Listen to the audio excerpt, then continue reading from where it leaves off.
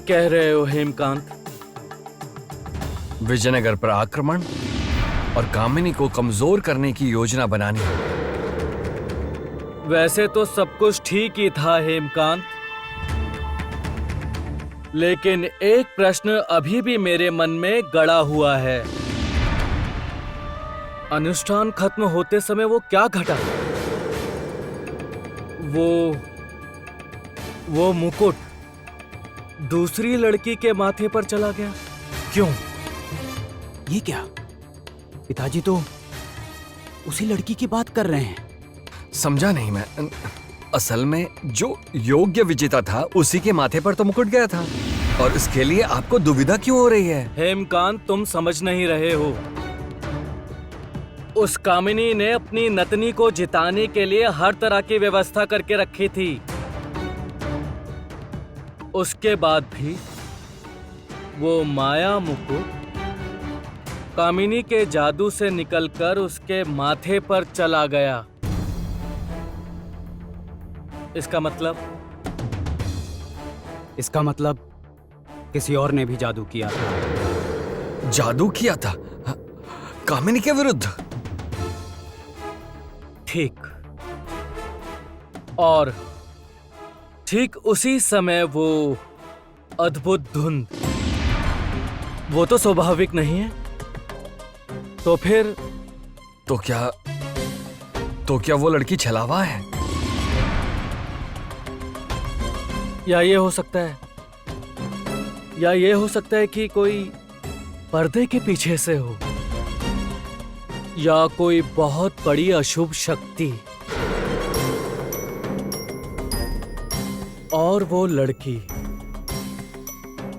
नहीं पिताजी, वो लड़की छलावा नहीं है। इतने विश्वास के साथ कैसे कह सकते हो? उस लड़की को तुम पहचानते हो क्या?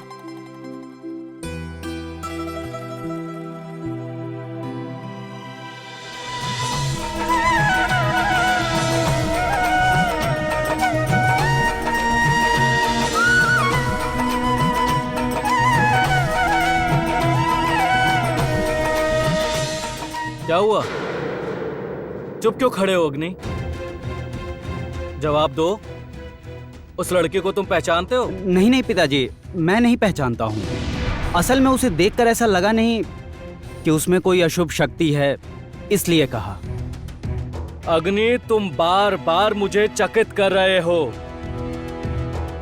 उस लड़की को तुमने देखा कहाँ? वो तो सब समय चेहरा ढके हुए थी। असावधानी का नतीजा।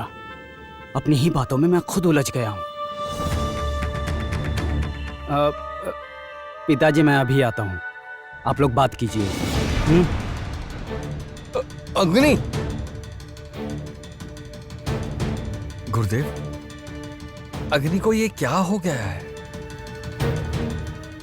यही अभी भी सबसे बड़ा सवाल है हेमकांत। अग्नि को क्या हुआ?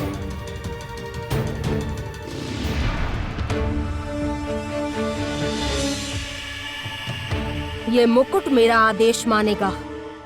लेकिन कामिनी, ये पूरा जलकर राख हो चुका है। अब ये किस काम का? मैं इस पर जादू करूंगी और ये पता लगाऊंगी कि इसके ऊपर किसने जादू किया है। किसमें इतनी हिम्मत है कि कामिनी के विरुद्ध जादू करे? कामिनी, ये जानने की उत्सुकता तो मुझ में भी है। माया मुकुट, मुझे बताओ कि किसने तुम्हारे ऊपर जादू किया? किसने तुम्हें मेरे पास भेजा है? कौन है इतना पारंगत? बताओ मुझे।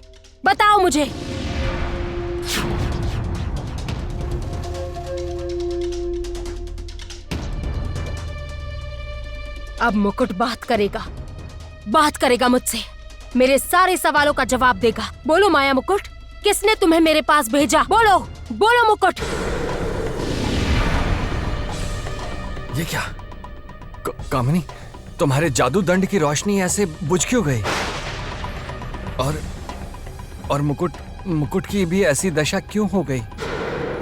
जो सोचा था वही हुआ। दिन ब दिन मेरी जादू की शक्ति कमजोर हो रही है। इसलिए मेरे जादू में पहले वाली शक्ति नहीं रही। कामिनी, क्या हुआ? तुम ठीक तो हो ना? मंत्री महाशय, मैं अपने कक्ष में जाऊंगी।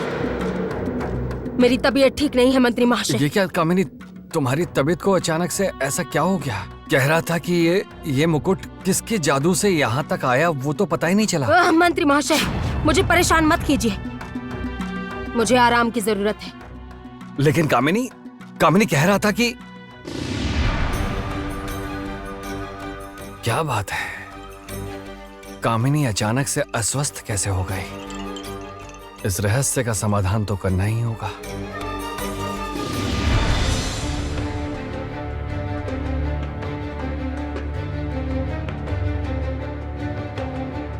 रोहिणी को विजल ले जाने का मेरा उद्देश्य, मुझे उसमें कुछ सफलता मिली है। वो सबको पहचान गई है, वहां की हालत भी देखी है। अब सही समय होने पर उसे सब कुछ बताना होगा।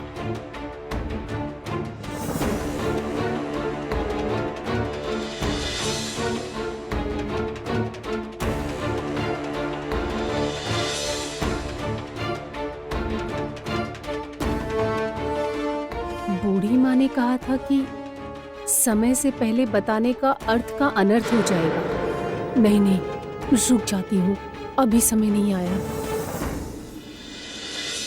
सखी, क्या हुआ?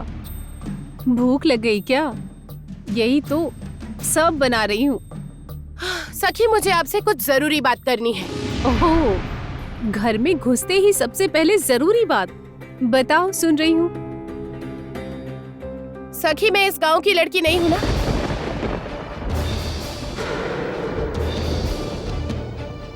ये सब क्या कह रही हो तुम?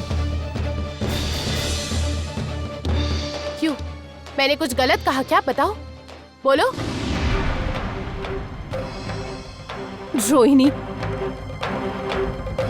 सखी,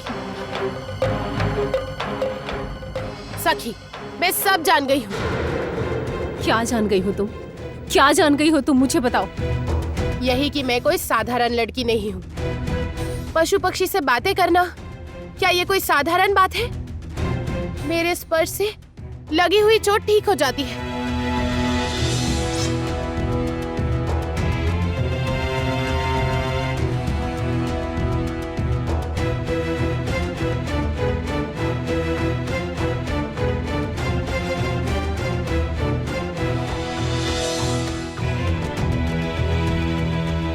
उस दिन जब एक सांप मुझे डराने आ रहा था, तब एक और सांप ने आकर मेरी रक्षा की। उसने कहा कि वो विपत्तियों में आकर मेरी सहायता करेगा। क्यों सखी? सखी, आपने मुझसे क्यों नहीं कहा कि मैं इस गांव